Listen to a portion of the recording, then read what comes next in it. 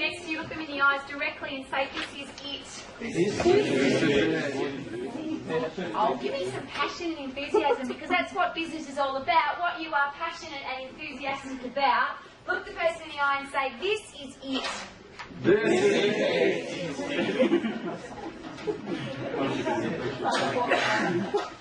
This session is the difference between having a little business and having a big business.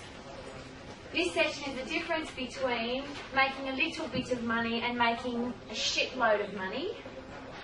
This is the difference between having a little dream and turning it into a massive, exciting dream. Please write down for me what you are extremely passionate about. One thing and one thing only. Now, you might have 50, but I just want one, the first thing that comes into your head. What are you extremely passionate about?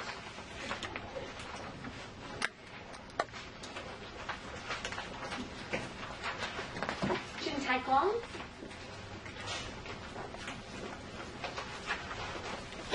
Next question. Are you doing that for a living? Have you created a career out of what you are absolutely passionate about? Because you see, most people go into business being a little bit excited. That might be a good idea. Oh, what about that? Would that work? And that's why so many businesses fail. Because unless you're in business doing something that you are absolutely passionate about, you will have a job. And job stands for just over broke. And you'll be going to work. Definition of work is doing something when you'd rather be doing something else. Does anybody work every day? I'm glad there's no hands up. See, if you have a job and you're going to work, then you can't possibly be passionate about what you're doing because you're dragging yourself out of bed going to work. And that's not what your business should be about. If you are not doing something you're absolutely passionate about, you are not a tree. Quit it, sell it, give it away, and go and do something that you're absolutely passionate about. And when you find that thing that you're absolutely passionate about, how do you grow it from little to big? See, it's not just about you. And I used to think it was. Arrogant, blonde-haired bimbo that I was, used to think that if I got it right and I did everything right, and Winnow was the one that taught me what to do, I just followed everything he told me. I thought, if I do everything right, my business will grow. Well, I have 3 colleges. Is it possible for me to open the doors at 7:45 in 3 colleges? Personally, no. No. Is it possible for me to answer the phone in all 3 colleges every time they ring? Is it possible for me to do the banking every day? Because that's a pretty important part of business, yeah? Like, that's a good question to ask at the end of the day. How many dollars did we put in the bank today? It's a good question.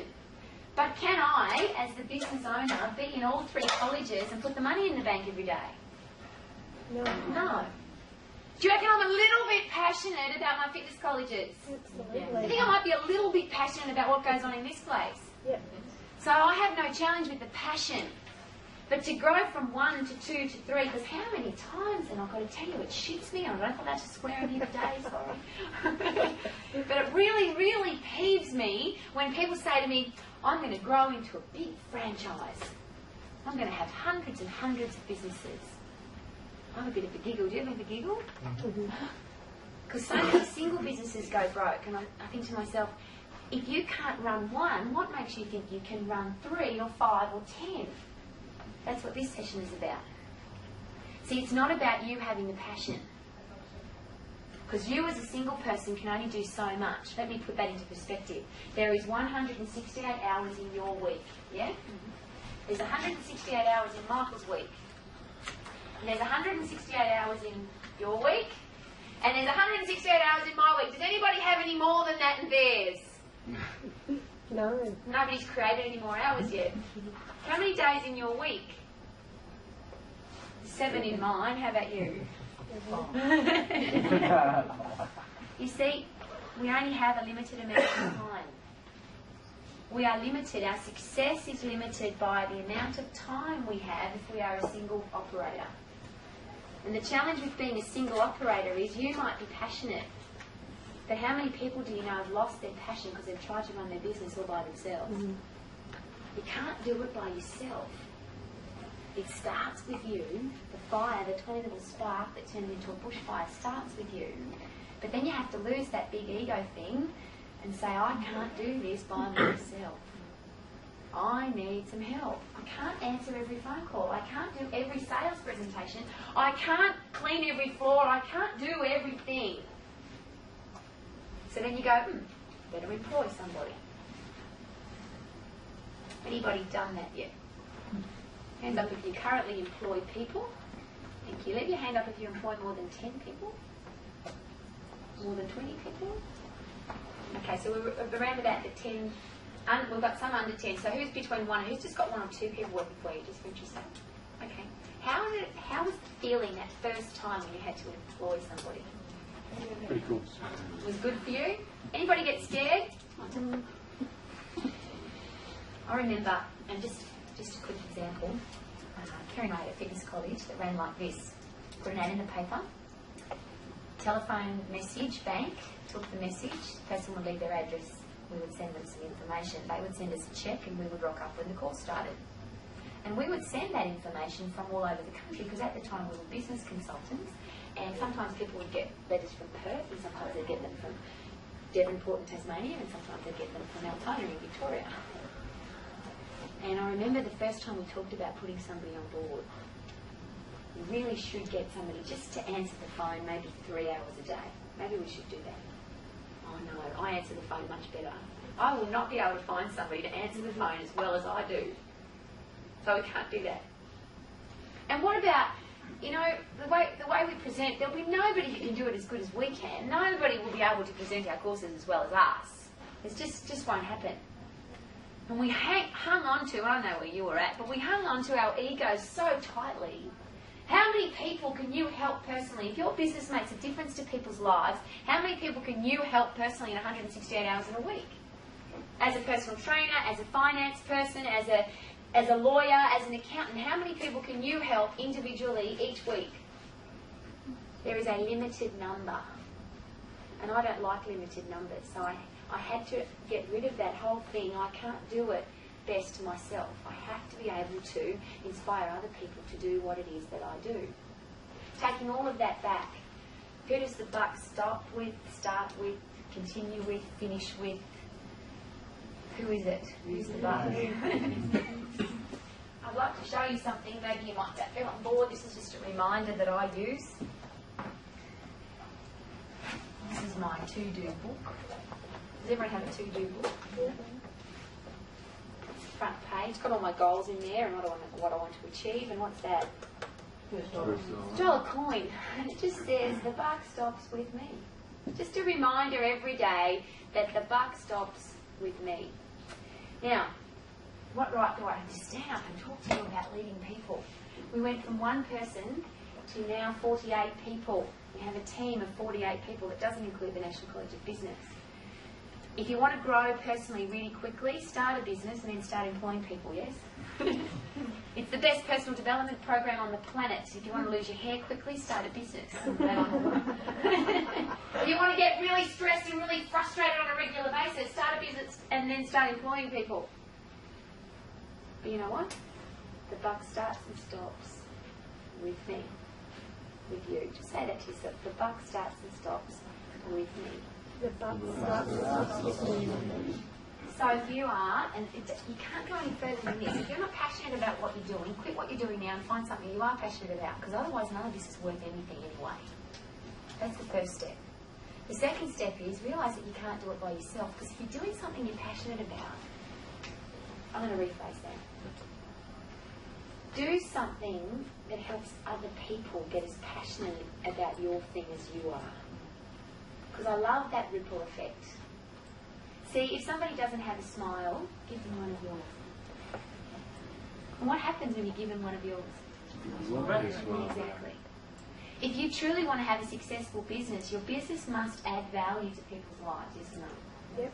If it doesn't add value, they won't buy it, they won't pay for it, they won't use it, they don't even want it. It's got to add value to their life. So find something you are passionate about that will add massive amounts of value to people's lives. Massive amounts of value. Now in this room there's a lot of fitness people. Health and fitness adds massive amounts of value to people's lives. If somebody is dead broke and you give them a financial plan that now takes them into retirement where they're going to be financially independent, would that not add massive amounts of value to their life? Absolutely. So maybe one of the things you need to do is reevaluate what it is that you're doing. If you're not passionate about it, maybe you need to reignite that fire with, what am I doing that adds massive amounts of value to people's lives? My lawyer friend up the back there. Does conveyancing work add massive amounts of value to people's lives? How do I? No, does it? Oh, yeah, it does. Absolutely. If I've got my dream home, the home that I've just fallen in love with, I have to live there, and I want to live there now. So what is my only barrier besides the money which I have in my hand right now? It's the only barrier I have.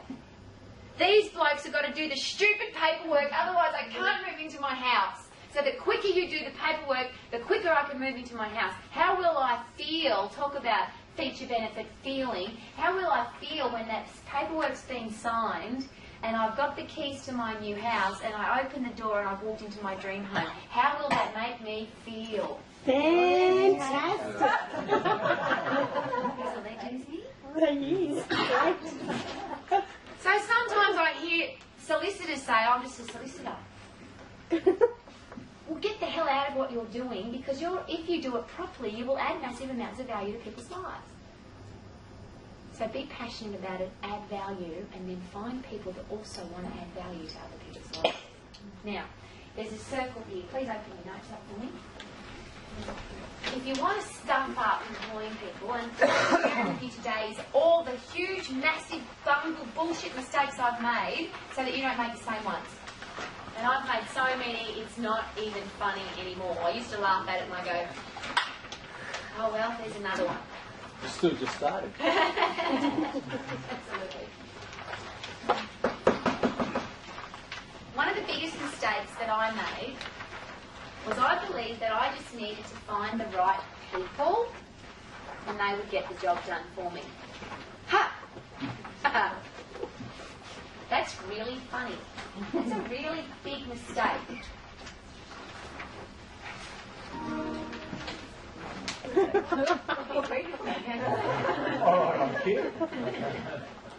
Which means that I could just continue doing what I was doing and I could find the right people and they could help me and it'd be this big fairy tale existence. It's called the land where pigs are pink and fly forward. You know that pigs are actually brown and snuffle around in the dirt, and you find that out when you start employing people. There's no such thing as pink pigs. You see, you are going to attract people into your business. So you can't be working on your job harder than you are working on yourself. You have to work so much harder on yourself than you've ever worked in your life. You want to attract great people into your business because they will be attracted to you. Because your business should be you. It should be the living, breathing thing that comes out of your sweat, blood and tears because you're so passionate about it. So I'm going to ask you a couple of really key questions. How hard are you working on you? Don't even start looking at what you want in other people until you've got this started to get right. How fit are you? How healthy are you? Can you do a really hard day's work without getting tired and grumpy by the end of the day? Because if you can't, what kind of people will you attract into your business? The same kind. See, if you need to have a snooze at 3 o'clock in the afternoon, that's exactly the same kind of people that you will attract into your business. People that need to have a snooze at 3 o'clock in the afternoon. And things don't work so well then. When was the last time you read a book that made you a better person? When was the last autobiography of a great person that you read? When was the last time you spent money on you? Not your family, not your kids, not your friends, but on you. When was the last time you had a holiday? Really? 3 weeks ago. It went that quick. Scared me. When was the last time you had a day off?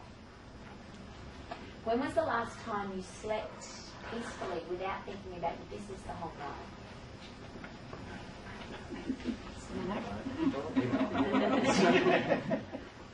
See, it starts and stops with you. You cannot work harder on your business than you do on yourself, because what will break down is you, and then what's going to happen to your business?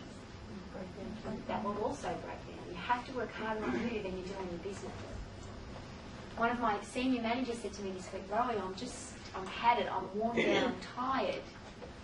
I really need to get some exercise and read my Bible. I said, sweetie, I don't start my day ever until I've exercised and I put some good stuff in my head, whether that's read a book or listen to a great audio tape. My day doesn't start. I don't give 1 second of my time to anybody else until I've exercised, until I've put some good stuff into my head. How can I possibly give good stuff to other people if I haven't refueled? Now, yesterday I started my day at 7 o'clock in the morning. It started with one of my team members, got into my car at 7 o'clock in the morning. I had individual meetings with every single one of my team members in my Brisbane college all day long.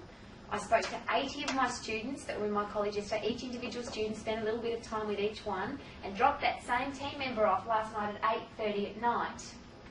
What's happened to my fuel to be able to give? What's happened to my petrol of giving? Empty tank. No more words, no more nothing to give. If I were to wake up this morning, jump out of bed and start seeing people again at 7 o'clock in the morning, how much would I have to give? Nothing. I have to work on me first. So that starts with good stuff in my ears, spend some time with my dogs, spend some time with your family, listen to some good stuff. Work harder on you than you do on your business, and your business will automatically grow. Can't help it. And then the kind of people that you'll attract into your business will be a whole different kind. Because if you are work, the people that you attract into your business will be what kind of people? Exactly. And what happens to those people? They break down, they fall down, they can't cope. It's one of the biggest mistakes I've ever made. Please don't make the same one. So I'm going to ask you this question. Some of you are going to really go through and swoon, because every time you hear me, I'm going to ask you these same questions. What are the little things that you do every day, 7 days a week, 365 days a year, every day to look after you? Not once a week, not 3 times a week, every single day. Do you drink 2-3 glasses of water every day? Do you eat 1 piece of fruit every day? Do you eat a serve of vegetables every day? Do you read something good every day? Do you tell your partner you love them every day? What are and I have 5, and there is not a day in my life goes by that I don't do those 5 things. As the leader of a team, what are the little disciplines that you're putting into place every single day that your team can follow? I'll give you a quick example. Bar 2 people, sorry 3, because Kerry's the 3rd one, I'm the oldest person on my team. And every year I run a marathon. Not because I love to run marathons. In fact, I hate it. I like the sense of achievement at the end of the day, but I don't do it because I love it. I've made a commitment that I'm going to set the example for my team. Because how many people tell you I'm too old, I don't have time, I'm too busy, I've got too much going on in my life.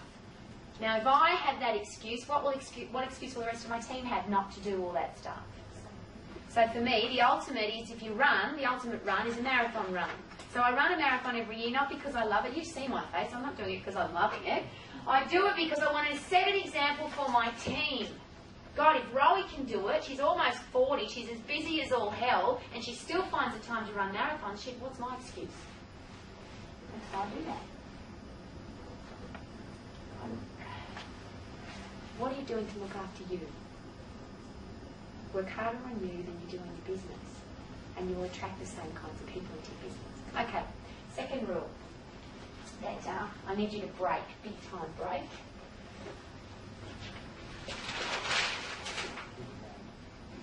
How many of you that have employed people use that word? I need to recruit some people into my organisation. organisations recruit? Don't recruit people into your organisation. I don't like that one. Please cross it out.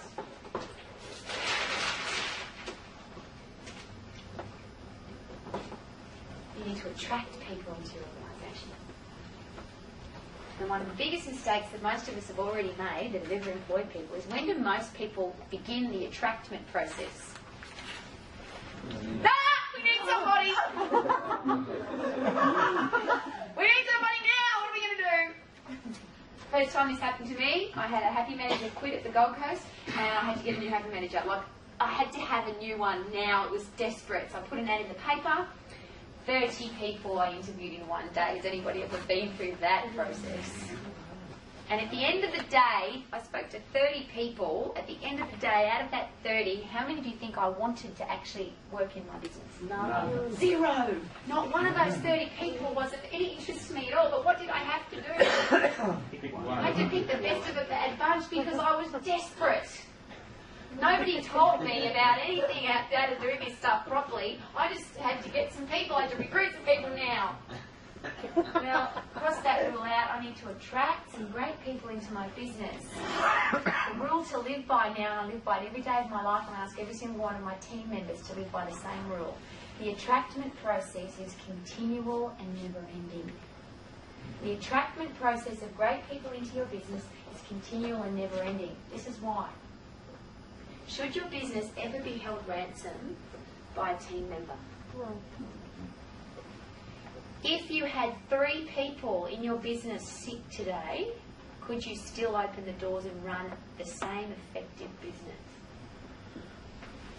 And every time I asked myself that question, I had to say no. Now, your boss, is he your boss? Who's your boss? Your friend. Who's your friend? I had 2 people quit at once, and I call him, he's the guy that does our sales training, and he goes, Rowie, what are you going to do? We had this conversation last night in the car. I said, Rowie, what are you going to do? I said, well, such and such is starting next week, and I've got a guy starting 2 weeks after that, and I've got another lady starting on Monday morning. And he went, God, you've almost got it nailed. Because yes, I have a great attractment process. Don't start attracting people into your business when you need them. You've got to start attracting now. If you're a one-person show, start looking for great people now. The second mistake I made was that I thought I had to have people that were skilled and experienced. Big mistake. See, people with skills and experience, for example, I have a McDonald's franchise, I'm looking for a chef, and a French chef comes along and says, let me help you with your McDonald's franchise. What's going to happen? See, experts are a pain in the bum. You don't want experts in your business because you have to de-train them and then retrain them. And somehow, I don't know if this ever happened to you, but if I put something onto a disc that's got a photograph on it, and this is on a floppy disk, and I delete the photograph, for some reason, even though the photograph's not in my document, I can't get rid of the amount of space that's taken up on the disc. Is that just me, or do I need an IT person to help me? Well, the analogy I'm using there is, it seems to be that once people have been taught something, it seems stuck in their brain and you can't get rid of it. I'll give you an example. At the Australian Institute of Fitness, we answer the phone, thank you for calling the Australian Institute of Fitness. My name's Rowena. Can I ask for your name, please? Here we're having a great day at the National College of Business. My name's Tiana. Can I ask for your name, please? And I'm not going to go into the reasons why we do that. It's just different, yeah? People who come on board with us who have worked in professional organisations with that professional etiquette style can't get rid of the word speaking. They go, thank you for calling the National College of Business. My name's Rowena. This is Rowena speaking. I'm not used to that anymore, so I can't get it right. Now, of course, I'm speaking. I'm not yelling, I'm not whispering, I'm not singing. I'm speaking. It's a stupid, dumb word to use, but because we've been using it for 35 years, some people have been answering the phone that way, it's really hard to get them to stop doing that. When you bring new people into business who've never answered the phone before, and you sit down with them and you go through a role play, thank you for calling the Australian Institute of Fitness. My name's Rowena. Can I ask for your name, please? They pick it up really quickly. Skills and experience, and you know what's the other big stupid thing we do? Look at resumes. How much truth is there in a resume? It's illegal now.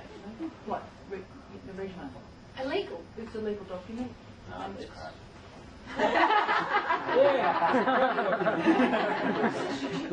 It's all right. I've just had it recently. Tell us that. Well, when you go through recruitment service as well, they give you paragraphs from the resume. You don't get complete documentation anymore. Privacy Act, I think, might have something to do. Oh, okay. Perhaps. Yeah, but it doesn't tell, I mean, it just, like, a resume can tell you what you can do, but it doesn't show your No, personality. the challenge with the resume, and I'll just give you an example. One of the big chains of clubs just recently was collecting resumes, and they came in at 400 and 500 at a time. And they picked people out of the resume and then invited them to the attractment process. I reckon they might have missed out on some nice people, just because they didn't talk to them, they just looked at their bit of paper. And how many of you have been guilty, just a little bit guilty, of overextending your your stuff for your resume? See, resumes aren't a good thing. What you need to have is a really good job application or career application that asks great questions. And I'm happy to give you mine. It spent me a very long time to put that thing together.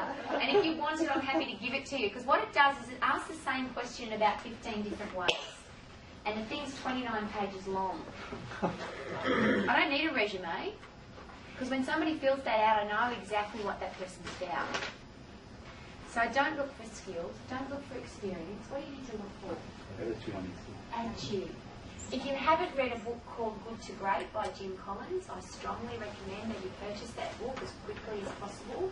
That's how to take your business from being a good business to being a great business. I know, Johnny, it took me a long time to read that book. It's the best business book I've ever read. It's a research study. It's not somebody's opinion. There we go. It looks like that. Get it on audio as well. And it's great on audio. And the biggest thing I've learnt from that book, it's not about the skills and experience of the people on your bus. It's about getting the right people on the bus. Now, the right people are the people that have the same passion that you do. Because everything else you can teach them. Everything else you can teach them. So if you've got somebody that loves dogs, they're going to work in your business. If you've got somebody that loves money, they're going to work in a finance business. If you've got somebody that loves fitness and is passionate about it, I had a conversation with a health club owner just last Thursday, and I said, what is it that you're looking for? And he said, I used to have a whole big pile of things, and he said, there's two things only I'm looking for, passion and enthusiasm.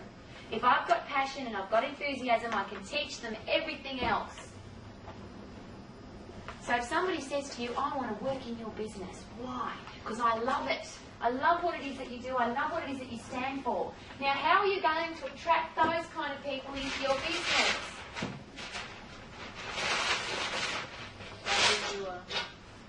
If you're doing something you're not passionate about, you're going to attract people into your business that aren't that passionate about it either. So quit whatever you're doing now if you don't absolutely love it. Because if you love it, then the people that you attract, I have people say to me, Rowie, I just want to work with you. And I say, what do you want to do? And they go, I don't know. I just want to be in an organisation that stands for helping people. That's what I'm about. I go, well, let's find out what we can do for you. It's a great start. It's not the be-all and end-all, but God, it's a great start. Be attractive. Work harder on yourself than you do on the job.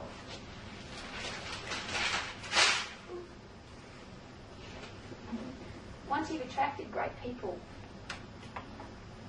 how do you train them?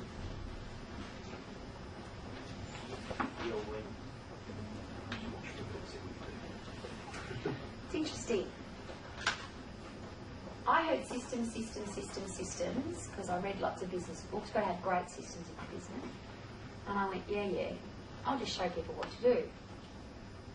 First of all, if you are employing people when you are, got to have someone with you. How much time will you have to train them? None. So you don't train them, you throw them in the deep end and they don't know what you're about and they don't know what they're supposed to do, and then they've been with you for 2 weeks and you go, what's wrong with you that you can't do your job properly? Well, it's not really fair. Don't start employing people until you've got good systems. Because I've tried that. Well, let's put some people on board and let's train them. It takes too long. It takes a really long time to take what's out of your head and in your heart and put it into somebody else's. So if you don't have systems, really they don't have to be complicated ones. How to answer the phone. When the phone rings, jump up and down 3 times, put a smile on your face, pick up the receiver and say, "Thank you for calling the Australian Institute of Fitness Science. Can I see your name, please?" That is detailed. It comes on a sheet that says how to answer the phone. How do I open the business? Walk towards the door, take the key out of your pocket, turn the key, open the door. Now, if you think that's silly, have a look at McDonald's. It's systems created by geniuses that who can operate? Kids. Children. Take note of that. I thought that was really silly. But then I spent 6 months, and the security guys here will tell you this, because they'd knock on the window at 3 o'clock in the morning and they'd say, and I'd go, and then they'd knock on the window at 6 o'clock in the morning, someone's coming up, and they'd say, "Do you think you should go home now?" "No, I'm still busy." I spent 6 months. I don't want you to have to do that. If you're starting a business now, start writing now. Every time you come up with something that needs doing, do a 1-page coloured piece of paper with pictures on it. Don't you dare do a systems manual that's white with Times New Roman in size 10 font that nobody's ever going to read. We spent 3.5 years in other people's businesses, and the systems manuals in everybody's business was the dustiest book in the business because nobody ever opened it up. Remember, it's got to be geniuses create systems that children can follow. So there's got to be coloured pieces of paper with pictures on them in flow charts that say, start here, finish here, follow the arrow. The simplest way to do it. Now, I spent 6 months. We had a mature business, and now I had to put every single thing that was in my head onto a piece of paper. Now you know why people buy franchises. They don't have to do that stuff. Now when you want to train somebody, there's 3 things you need to train them in. And here's what most of us do. We train them in the what they have to do, and we train them in the how they have to do it, if we're lucky, and it doesn't go any further than that. The big part of training is the why do we do that. The how to do and the what to do goes in your career description. I don't call it a job description because what does job stand for? Just about right. So if you hand somebody a job description, what are they going to what will they consider it to be? A job. But if it's called a career description, it has a whole different tone to it. So somebody has a career description, it says this is what is expected of you. The biggest career description or the longest career description in my organisation is 2 pages, and that's for a college head honcho. That's for somebody that runs the show. Everybody else has got a 1-page job description. 1 page. Career description. Thank you. And that's the what is expected of you. That needs to be signed off, both parties, with a 1 week, 1 month and 3 month trial period. It's not a legal thing, it's just do it. Because if you find out within 2 days that somebody's not going to work out, don't be nice. Your business could suffer drastically in just that short period of time by having the wrong person. So very clear career description on the what. The how is in your systems manual. So a new person comes on board, you say, this is what I would like you to do today. Hand them the description. When the phone rings, this is how you answer the phone. When somebody walks in the door, this is what you do. You stand up out of your chair, you walk towards the door, you open the door and you say, welcome. You shake their hand, offer them a coffee. It's all detailed. Right down to the minutest detail. Now, when you're training somebody that way, 2 cool things happen. If they can't do it, what kind of person might they be? See, geniuses create systems that idiots can follow. So if they can't follow the system, what kind of person might they be? Because experts won't follow systems, correct? So they're a good person to move on out of there really quickly. They could be an idiot. Another reason to move them on out of there. Or the third one is that there's a hole in your system. Because if they did it, and they did it wrong, and they followed the system, guess what? You can now update your system. But if you continually show people what to do, show, tell, what's the best way to learn anyway? By doing. You learn best by doing. So the challenge is career description, this is what we expect of you. Manual, this is how we want you to do it. But this is the important one. This one you don't do out of a book. This one you share with your team every single day. I say to my guys, there's nothing in this organisation that isn't here for a reason. And the only reason is this. In your organisation, it should be exactly the same. Because what's your mission statement? What should your business mission statement be? It's the reason you're in business. It's the thing that you're most passionate about. It's the compass for your business. It's the direction that your business needs to be going. So everything that we ask people to do is based on the mission statement. Ours is, we want to make you feel special, important and worthwhile and help you achieve your goal. So I can say to my team members any time, why do you think we're doing that job? And the ultimate answer should be to make people feel special, important and worthwhile. I actually say to them, if you find something in your career description or in the mission book, or the Bible we call it, that doesn't follow our mission statement, can you please let me know, because I don't want you to do it. Because the only thing I want you to do is follow the reason that we're here. If it's not there to make somebody feel special, if it doesn't make them feel worthwhile, if it doesn't help them achieve their goal, then it's not supposed to be there. So let me know. So the whole training process revolves around the reason that we're here, which is to make people feel special, important and worthwhile. So my question for you is, what is your mission statement? Does your team know what that mission statement is? Is it the thing that you are the most passionate about? And the ones that are in the lovely gold frame sitting up on the wall with 28,000 words in it is not a good mission statement. Because nobody's going to follow it. They don't know what it's all about. When you're training somebody, for instance, you need to be here by 7:45 in the morning. That's the what we expect. There's no how involved there. You just need to be here at 7:45 in the morning. But that's often where we stop. Here's what I do. Why do you think we need you to be here at 7:45 in the morning because the college opens at 8? Why do you think we need you to be here? I know, so that we're professional. So what I want you to think about is you're going out to a restaurant with a really hot day. And you've got an 8 o'clock appointment or 8 o'clock reservation at the restaurant. And you're all dressed up and you've got a limo and it's a really exciting night. And you rock up at the restaurant at 8 o'clock, and at the front door there's the chef and the maitre d' and the waiters and the barman, and they haven't got any uniform on, they're just opening the door. How would you feel? You wouldn't feel very special, would you? Because when you arrive at the restaurant for your 8 o'clock reservation, what do you want happening? You want the door open, you want the music playing, you want the smell happening from the kitchen, you want everybody to be welcoming you. So yes, our college opens at 8 o'clock, but that's when our friends and our family start to arrive. So by 7:45, when you arrive at 7:45, you've got time to turn the lights on, get the music on, make sure the coffee's hot. And I always say, what I want you to do is come and have a cup of coffee with me with cold water. Have you done that? Put the urn, poured a cup of tea with nice cold water.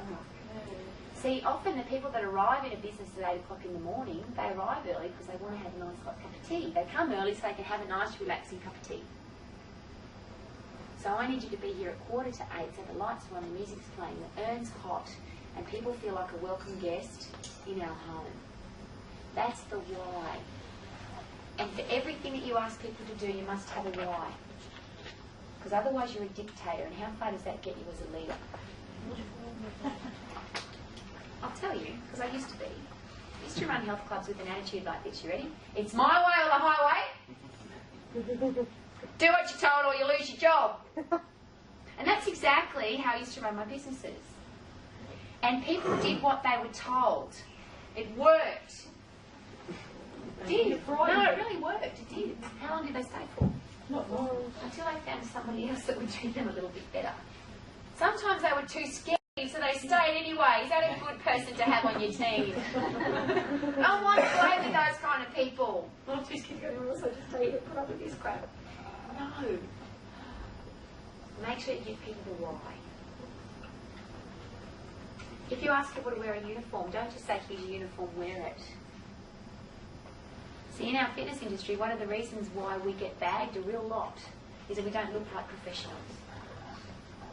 So I say to my team, the ultimate way to dress is in a suit. The ultimate way to dress. So if our students are in our environment for 8 weeks, 15 weeks, 26 weeks, and they see us dressed in a suit, are they less likely or more likely to dress well when they go out into the industry? Much more likely. And our mission statement is to help our students achieve their goals, which is to achieve a career in fitness. So the reason we wear a uniform is based on our mission statement. The reason we arrive early is based on our mission statement because we want to make our students feel special, important and worthwhile. So that when they get there at 8 o'clock, they've got a hot coffee. So everything that you put into somebody's career description needs to have a why. The next rule on there that I really love you to break, and I heard this, I'm just sharing with you things that people told me that I had to do as a leader, and I found that it was just rubbish. If you pay people peanuts, you'll get monkeys, and the more you pay them, the harder they'll work. It's not true. Found out that the hard way. It's just not true. You see, if people are doing something they absolutely love to do, they care about the money. They don't do it for the money, they do it because they love what they're doing. I'm not suggesting you cut everybody's pay in half. They're all going to everybody. What you've got to do is find the people who aren't motivated by the money. You've got to find the people that are passionate about what it is they're going to be doing, and they're not the ones that say to you in the interview, say how much will I be earning. They're the ones that get the job and then they go, by the way, how much are you going to be paying me? What you need to do is find people that fit into this basket. I call it the 100% basket. They give 100% all of the time, they can't help it. How much are they worth to your business? Invaluable. Yep. 20% of the people that come into your business will go into the 100% basket. Ouch! It's true. I'm looking at you on purpose. Because we've been trying to say that this is not true. We've been trying to say we can turn everybody into 100% people if it kills us. And we've nearly died. It's a rule of nature. That's called gravity. If I drop my pen, it's going to fall on the ground. The 80-20 rule is just a rule. I don't fight it anymore. I just accept it. Out of all the people I bring into my organisation, there's only going to be 20% of them that give 100%. There's going to be 80% of them that only give 60%. Ouch! You won't get that because in your business, what are you giving? 100%. But guess what? It's not their business. They only give 60. The key here, I've worked it out though, the key is you've got to bring the bar. The bar would be what? The career description. So they sign off on the career description, yeah? The bar has got to be what 60% of the people can reach. Because if you set the bar correctly, there'll always be people that exceed the bar. The 100% people won't be satisfied with the bar. Doesn't matter how high you put the bar, they'll just want to jump over it and they'll just keep exceeding. But the key is to set the career description at 60%, knowing that 80% of your organisation is going to reach it. Now, I wish that that wasn't true, but it is. Doesn't matter who I've spoken to. I spoke to a guy, Alex, owns 86 health clubs in Canada. Owns 86 of them. Doesn't franchise them, owns them. I said, how many staff have you got? And he said, oh, a few thousand. I said, whew. What do you expect from them? And he said, oh, about 20% of them give me 100% and the rest of them only give me 60. I said, well, that's not the first time I've heard that. He said, yeah, you just accept it. Because otherwise you can't grow. If your business is not growing because you're expecting 100% from everybody, that might be the reason. Just set the bar right. What do you do with the people that don't reach the bar? So, now you'll have to excuse me, but this is what I call it. It's called the go-away basket. I didn't finish it. I'll call it this basket. It's got a little harshness. I'm not going to put the words there, you know what I'm talking about. So there's a 100% basket, there's a 60% basket, there's the go-away basket. So I accept that I'm only going to have a few people that live up here. But that's okay, because how does my business grow? With those people. Now, the other expression I use with my team regularly, some people will always give 100%, some people will never give 100%, never. They belong in the bottom basket. And there's some people who'll give what everybody else is giving. Sporting teams are a classic for that. If they're surrounded by, there's 2 or 3 people that train really hard and practice really hard and play really hard, the rest of the team will play, practice as hard as they do. But if the leaders of the team aren't playing hard, aren't training hard, what will the rest of the people do? The same. So the question I ask my team leaders regularly, are you giving 100%? Because that's the example you'll be setting. If your team's not giving you 100, it's because you're not giving 100. Interesting. Leadership tool takeaway from today. 2 kinds of people will come to you to want to play in your organisation. There's going to be turkeys and there's going to be eagles. Small challenge. You can't tell the difference when you first look at them. Because sometimes they'll come into your business dressed up as an eagle. They'll have eagle feathers. They'll talk like an eagle. They'll act like an eagle. They'll tell other people that they're an eagle. Their resume will say, eagle, eagle, eagle. There's other people that come into your organisation that actually look like a turkey. Dress like a turkey, sound like a turkey, gobble, gobble, gobble, gobble. Tell other people I was brought up as a turkey. I'm not very good. When do I find out the difference between an eagle and a turkey? I take them to the edge of the cliff and push. Woo! Turkey. What happens to a turkey? Gobble, gobble, gobble. There's nothing wrong with turkeys. They make great Christmas dinner. Excellent form of protein on your sandwich. Not a particularly good way to grow your business. Eagles, when you push them off the edge of the cliff, what will happen? Even if they've got turkey feathers stuck all over them, if you push them over the edge of the cliff, they will fly, they can't help it. Now remember I said about turkeys? They make a great form of protein and excellent Christmas dinner. It doesn't mean that there's not room for them in your business, there has to be. But until you take them to the edge of the cliff and push, you won't know. So when you do your training process, you tell them what to do by the career description. You show them what to do by the systems manual. You tell them why to do it, and then what do? Take them to the edge of the cliff and push them off. If you're holding somebody's hand 6 months after they've come to play with you, it's time to let go, take them to the edge of the cliff and push. Because hand holding is very tiring. And when you're holding somebody's hand, what can't you do? You can't do what you need to do, especially if you're holding on with your right hand. You're supposed to be signing checks and stuff. You can't be hand holding. Initiative's a great character trait to be looking for in your team. So that financial reward thing going on there, what do you reward people for? Something I also learned from Steve Jensen. New person on board, lovely person, looked like an eagle, sounded like an eagle, the whole bit. Welcome to the team, big bunch of flowers. That's the kind of person I am. Loved making people feel welcome on my team.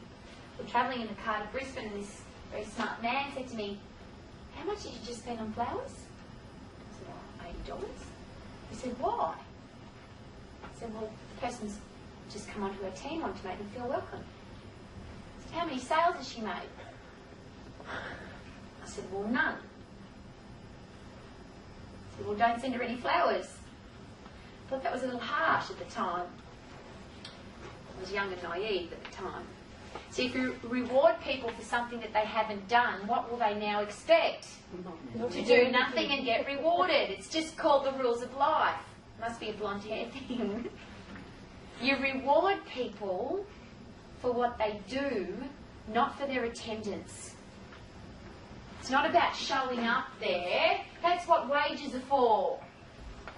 You reward people for what they add value or how they add value to your business. And this is what I want to do with my team. There are non-active members of a team. Which basket do they belong in? They're the FO basket, yes? There are active members of a team. You're sure you've had some of these. They come in, they move some paper around, they talk to a few people, they answer the phone a couple of times. Oh, I'm very busy today. Move a few things around, do a few things, go home exactly at 5 o'clock, whatever finishing time is. They're active, but what did they do today? Nothing. We have productive people on a team. You give them a career description, they stick to it to a T. They arrive a little bit early, they stay a bit late, they always wear their uniform. They're great people. We call them productive people. What are they worth? A little more. They're worth what the job description, the career description says. That's all. Because what are they doing? Job is Just what's required. You don't reward, you just say, okay. And here's the other thing we do wrong. You've been here for 5 years, we better give you a pay rise. That's called rewarding for attendance. So if I hang out here long enough, I'll get paid more. No! Doesn't work that way. These are the people that get rewarded. The ones that have an effect on the growth of the business. So you can't keep this stuff a secret. You have to share with the team how they can add value to the business. What will make them effective? There's a great piece of paper in here, and I'll just quickly go through all of these with you, because this is where we're at now. About 4 or 5 in, and the reason they're not stapled or in your book is that you can actually photocopy them. They're all generic and they're ready to use. If you go through to second, third, fourth, it's all got dollar signs at the top of it. There we go. What is your measurable dollar value? And I give this to my team. Please use it. Photocopy it today. That's why it's on black and white. And give it to the members of your team. What is the measurable dollar value you have brought to and put in here our organisation in the last week, the last month, the last year? What is the measurable dollar value you have cost our organisation in the last week, the last month, the last year? It's a great question to ask. You know, well, I was photocopying it and I put 1,000 sheets of paper through accidentally.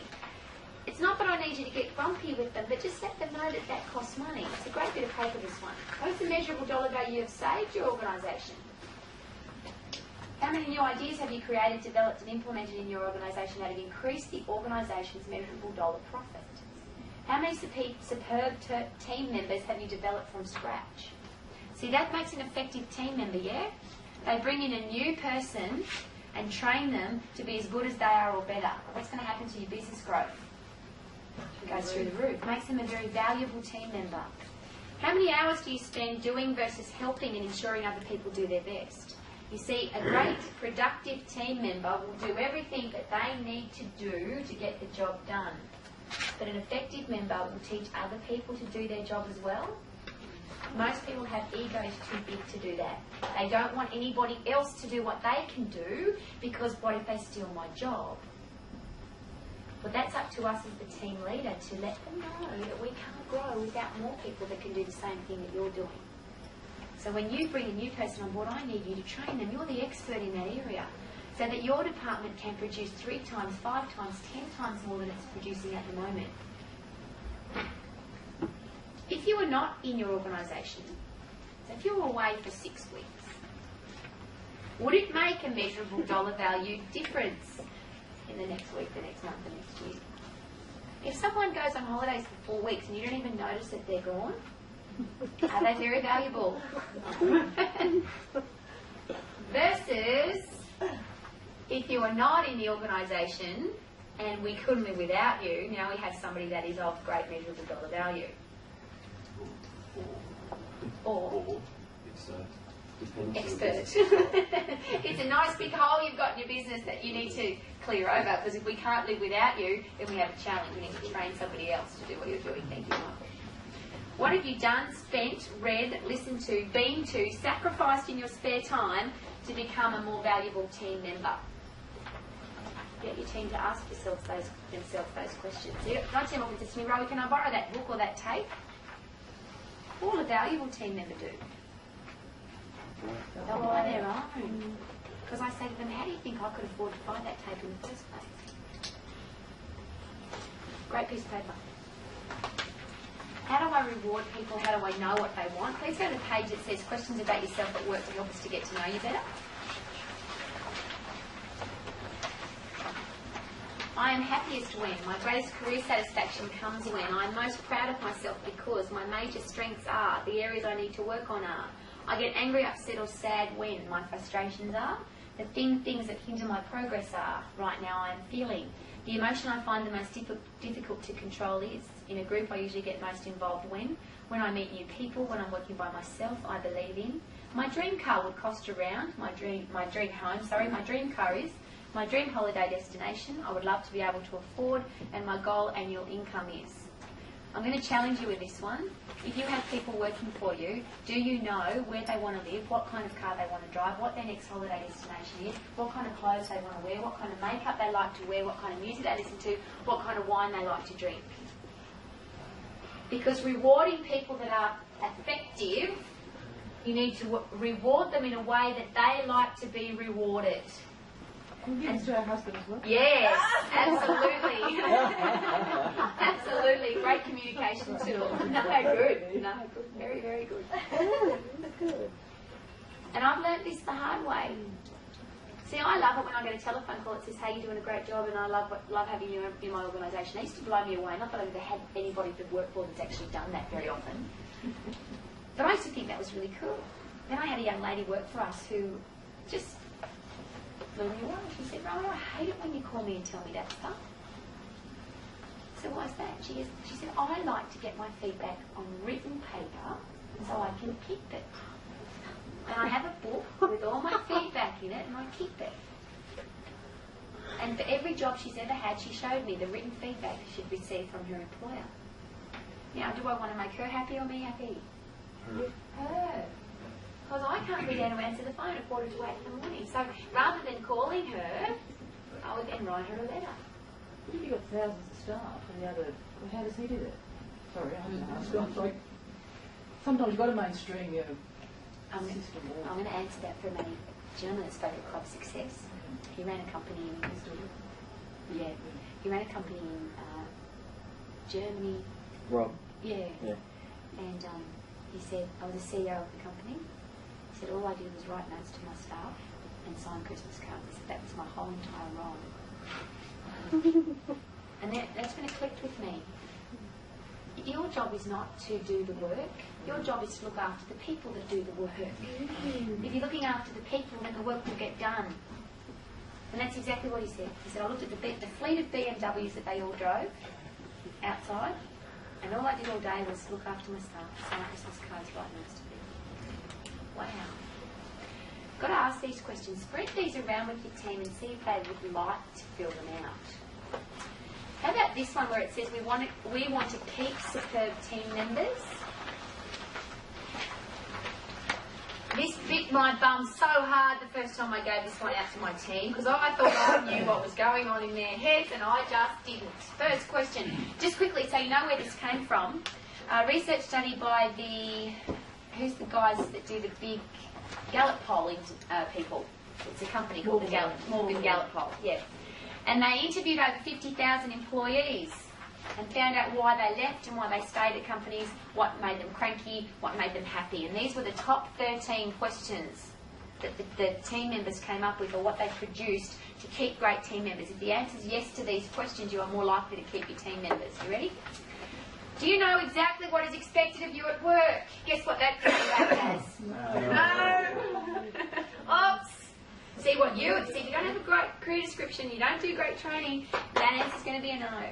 Do you have everything you need to do your job well? Consistently comes back as a no. Obviously there's a comments box there. At work, do you feel you have the opportunity to do what you are best at every day? Do you go to work every day doing something you love to do and you are good at?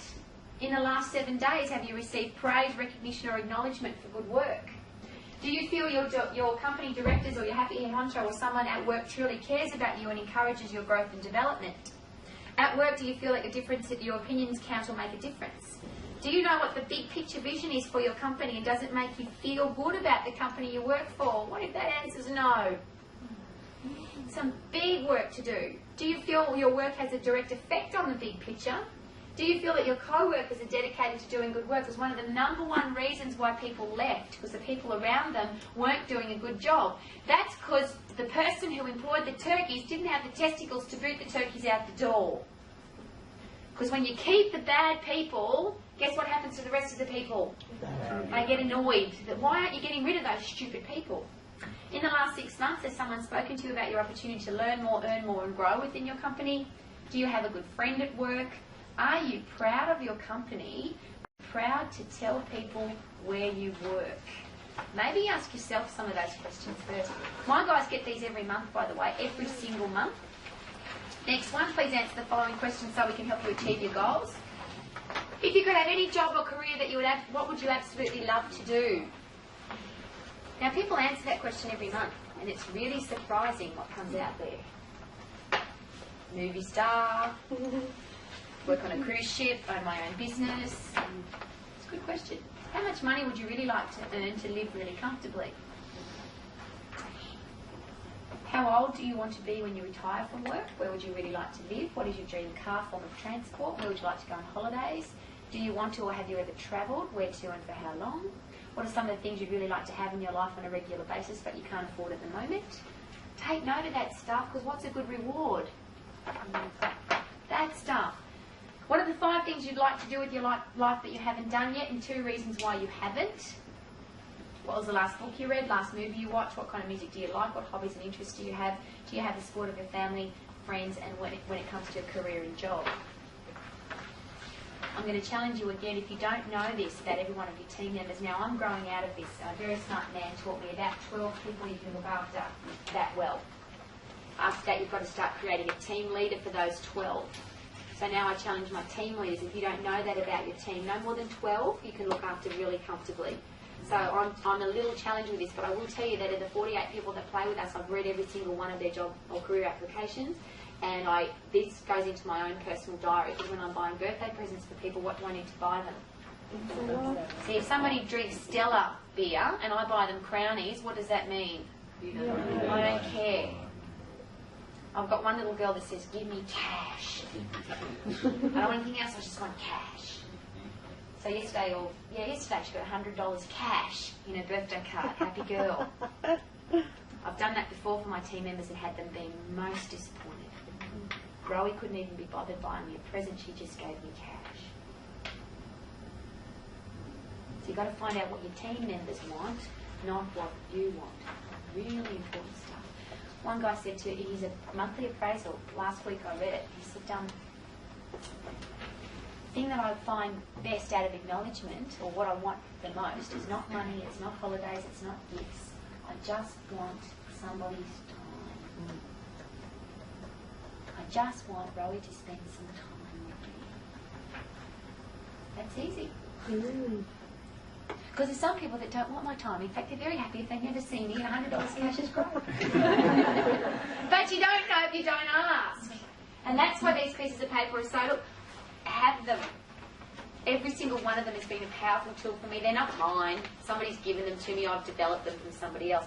Work skills that are quick quiz. Those 1 to 10 scales are absolutely brilliant to put in a career application. And here's a shopping list. This is what we'll finish off with this afternoon very quickly.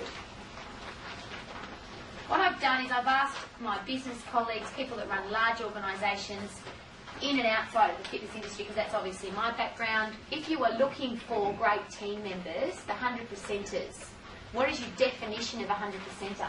Because if I tell my team that I want them to be effective, and if I tell my team that you are the most valuable in this basket, what do I now have to do? I have to show them how to get into the basket, because please take note of this. You can change baskets. Who decides which basket you're going to go in? They do. So this is my guideline for how to get into the 100% basket. Now yours might be different. We'll just go through it very, very quickly. People who make a profit, and it's not about the dollar bottom line thing, it's about you leave every person, every place, everything you touch better than when you found it. For me, that's a big one. Number 2, people who work harder on themselves than they do on their job. You are growing as a person, both personally and professionally, regardless of your environment, your job, your personal situation, your time constraints, your health, or your job.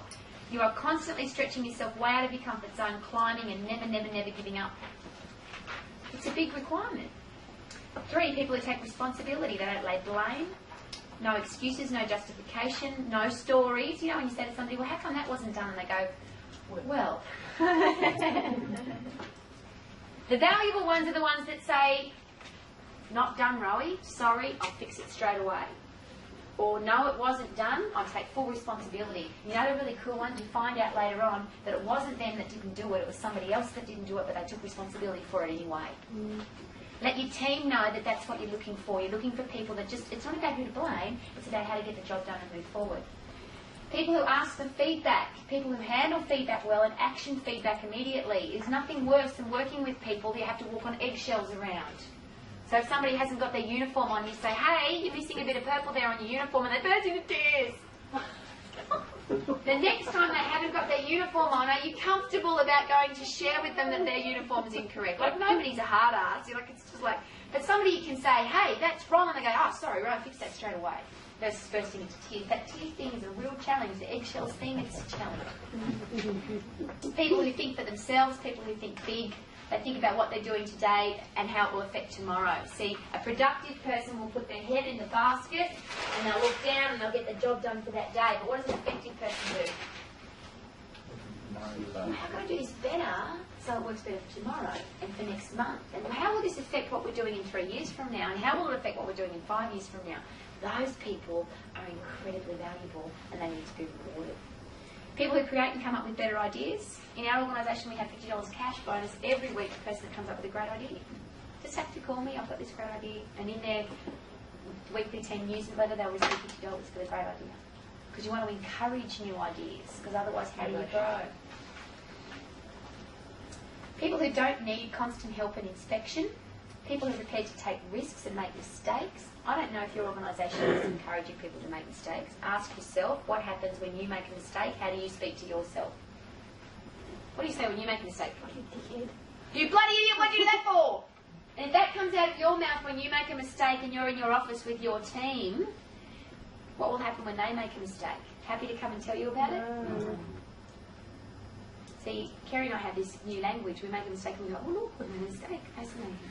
What's that? We're going to learn and grow from that one. Share our mistakes with people on a regular basis. This is the mistake that we made. And this is what we learned from the mistake that we made. Isn't that fantastic? Because if you're not making mistakes, you're not learning and growing. There's absolutely no way that's going to happen. People who welcome and are excited by change, big one. People look for reasons why it can be done. You know when you're sitting around a team and you come up with this great idea and you're going to do this. Somebody says, oh, we can't do that. And they give you 15 reasons why you can't do it. For us, not a valuable team member. Because we don't have that word in our vocabulary, can't. We say, well, how can we do that? Okay, we have some small challenges to making that happen, but how can we do that? And then consistently positive, happy people. That is the guideline for how do I get into the 100% basket, how do I become effective? So there's no management by mind reading. It's not fair. If you keep everything inside your head and you then get cranky with your team because they don't do it the way you want them to do it, well, that's just not fair. Give them every single stepping stone, guideline, arrow, direction on how to get to where you need them to be. Personality profiling, you must know. Please fill that one out for yourself. You must know what people's personality profile is. And when you do it, don't do it now, but when you do it, there's going to be one of those numbers, it will happen on this graph down here, one of those numbers will be higher than all the others. When your team fills those out, you're going to look for the number 1 and then the number 2. Because the first primary style is, yes, it's important, but it's the backup secondary style that's the most important. You see, somebody that's, I'm not going to spend very much time with this very, very quickly. If I've got somebody that's, this is extrovert, this is introvert, this is task-oriented, and this is people-oriented. If I've got somebody that is an extrovert people person, is their primary style, so they're an extrovert people person, but their secondary style is an introvert task. What have I got? I've got a schizophrenic. I've got 2 of these on my team. Exactly that. I've got 2 of them. Where they just, all the time, happy, happy. And you give them a task to do and it's like,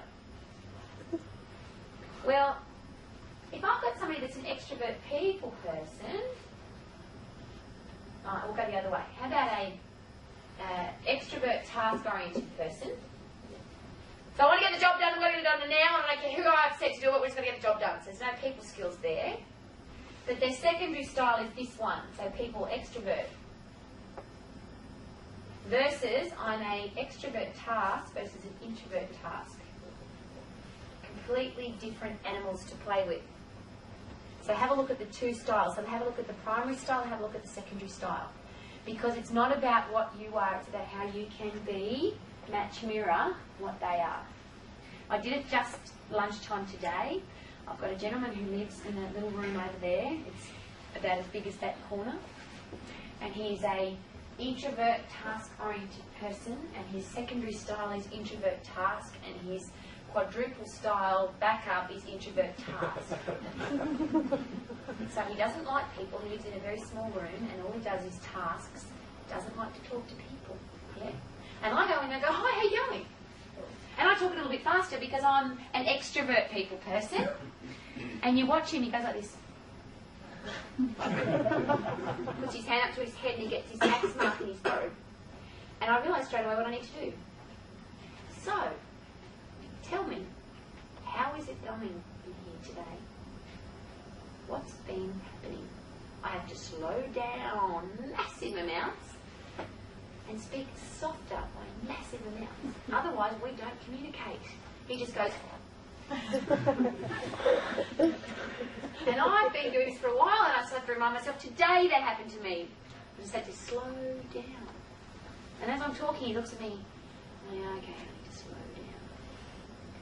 Get to know your team, reward them for being great performers, not great people.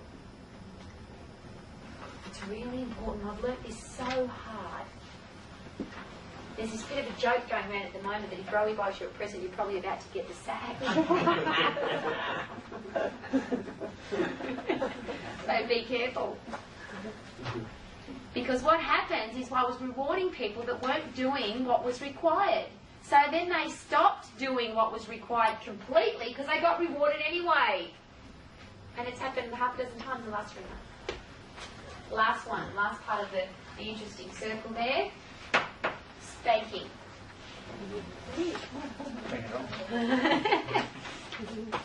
We need to hurry because we're very, very late.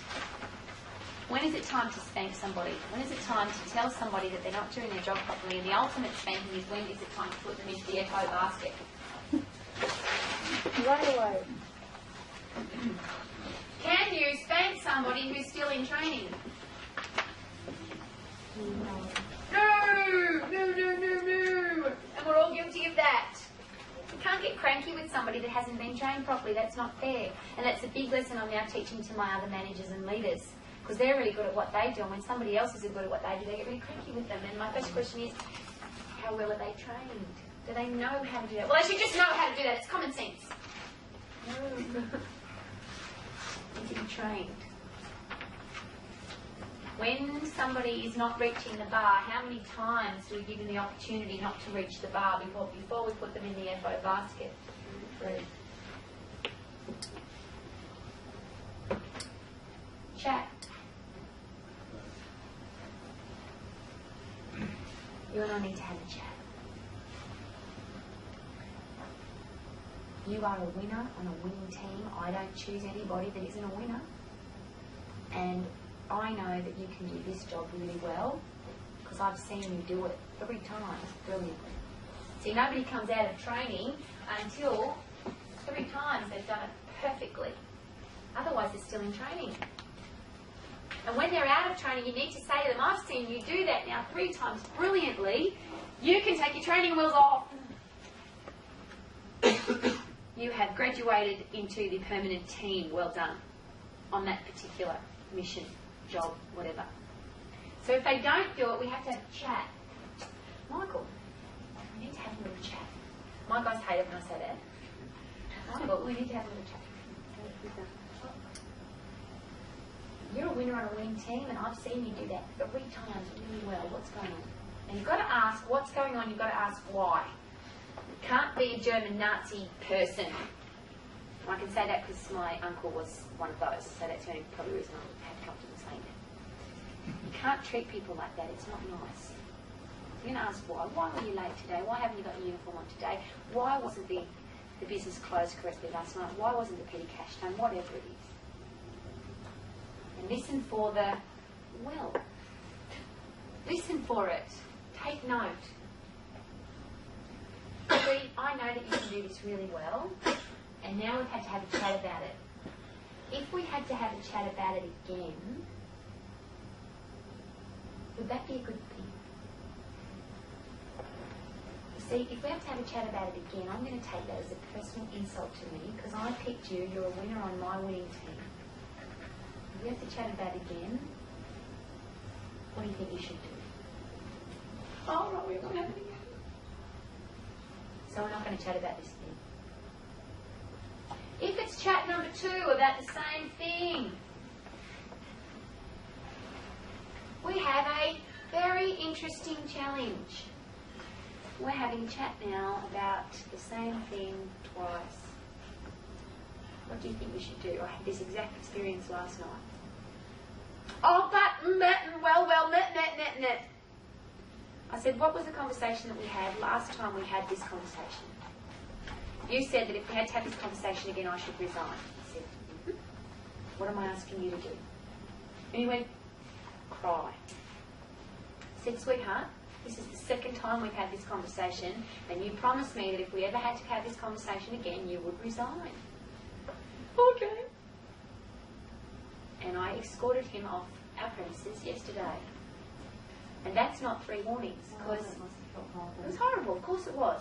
But I can't leave him in the organisation any longer, because we are talking about the same thing over and over and over again. That's just ridiculous. I know that he can do it. He's done it more than 3 times, right? We're talking about it the second time. Now, if the person says, well, I promise, I have an analogy for that.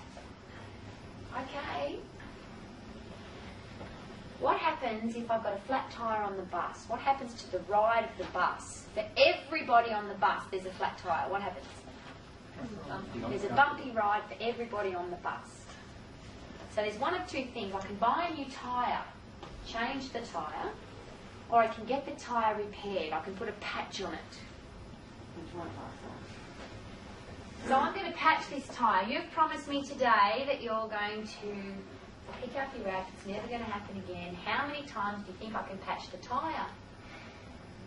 See, we have a 3rd chat, and I will fire you. And I don't say, I'll move you on to another garden anymore, or I'll give you an opportunity to grow in somebody else's garden. I just say, no, I will fire you. And the reason I'm sharing that with you is because everything else didn't work. And how many times can you put a patch on a tyre?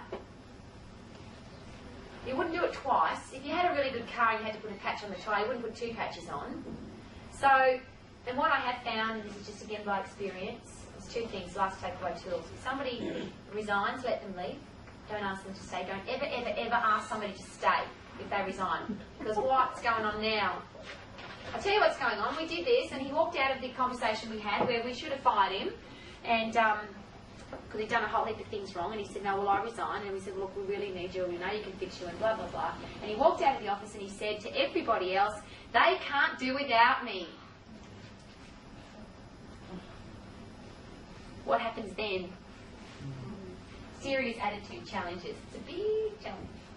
So somebody resigns, let them leave, and you never have more than 3 chats. I've learned this the hard way. Please don't go through the same rubbish that I have. Those of you that have done this are going, I don't do any more than this anymore, because if we have this chat, I then say, if we have to have this chat again, what will I be asking you to do? So when we come to the second chat, I say, last time we had this chat, what did I ask you to do? Resign. So that's what you'll be doing today? Excellent. Because when they resign, is there any legal problems? None. Don't have to pay anything, nothing goes, there's no challenge there. It's called a quick exit.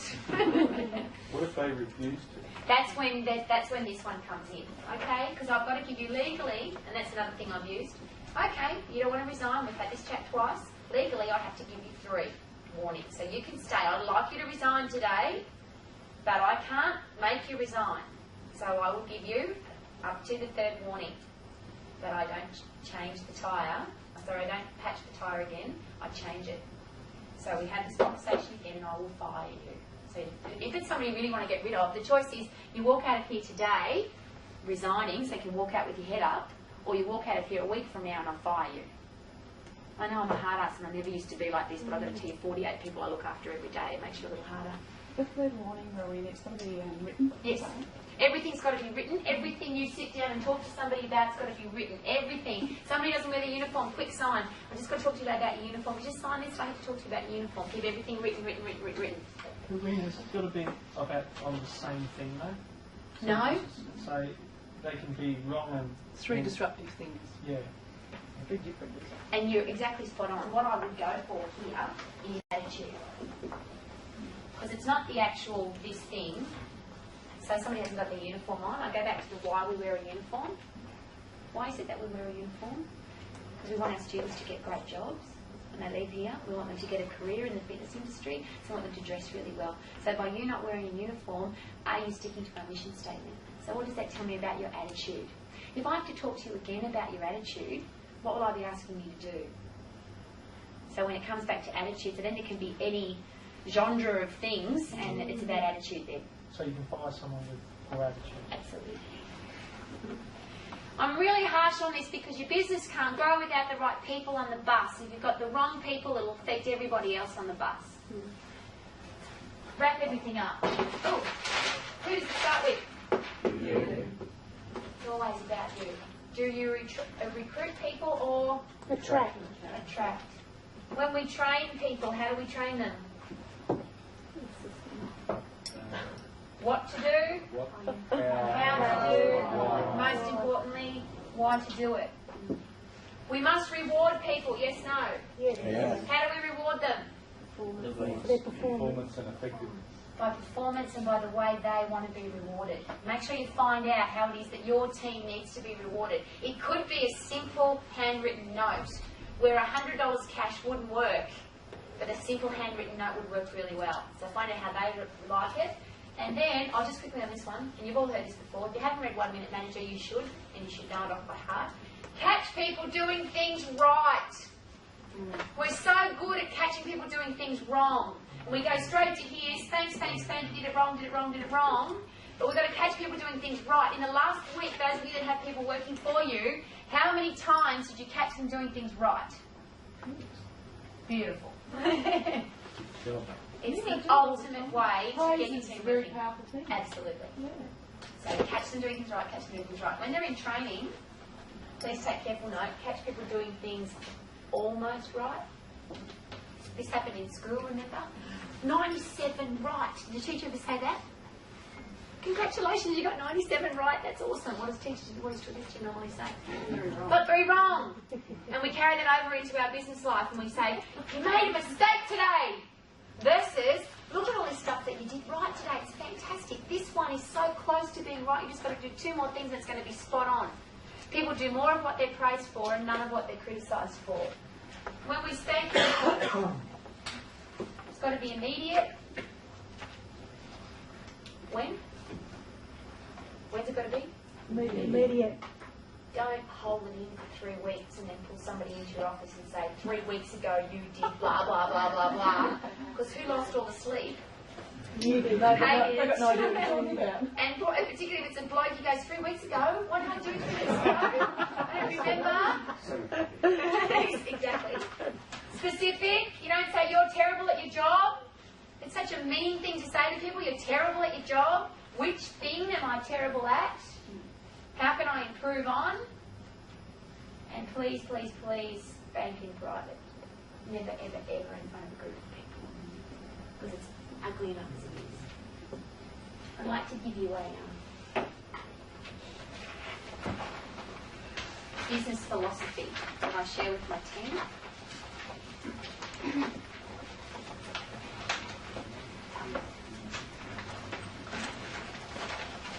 Everybody can live like this and everybody that lives in a 100% basket will. You are the CEO, the director and the general manager of your own life. You are strong, you are powerful, you are confident. You are secure in your own self-worth and you do not seek attention. You do not need the acceptance of others, and the only approval you need is the silent approval of your own self-respect. You have no comfort zone. Whatever you fear, you do it and fear it no longer. You are the example you lead by. You add value to people's lives. You dream for the people who have forgotten how, and you teach others what you know. You help those who truly want to help themselves, and you make people around you happy, wealthy and successful, and you give without condition. You are the designer of your life. You are the leader of your team. You are the producer of your success. You lay no blame. You make no excuses, and you take full responsibility for yourself.